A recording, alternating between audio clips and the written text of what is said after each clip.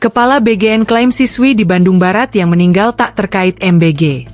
Kepala Badan Gizi Nasional, BGN, Dadan Hindayana mengklaim Bunga Rahmawati, 17, siswi SMKN 1 Cihamplas, Kabupaten Bandung Barat, Jawa Barat yang meninggal dunia tidak terkait kasus keracunan makan bergizi gratis, MBG.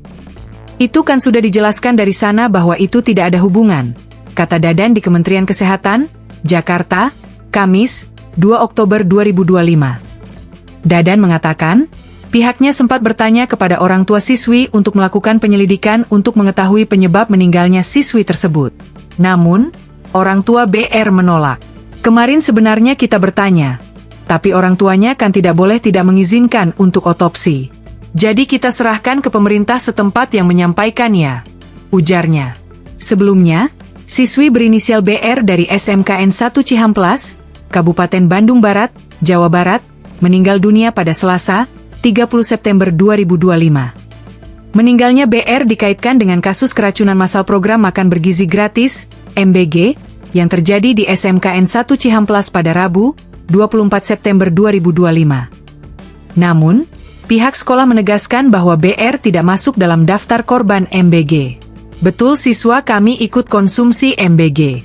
Namun saat kejadian tidak tercatat masuk posko, puskesmas, maupun rumah sakit, kata Dadi, salah seorang guru SMKN 1 Cihamplas saat dihubungi via WhatsApp, Selasa, 30 September 2025. Tercatat ada 121 siswa SMKN 1 Cihamplas yang mengalami mual, pusing, kejang, hingga sesak napas setelah menyantap MBG. Bunga juga sempat memakan menu tersebut, meski saat itu tidak masuk daftar korban. Namun, di media sosial, kematiannya dikaitkan dengan kasus keracunan massal itu.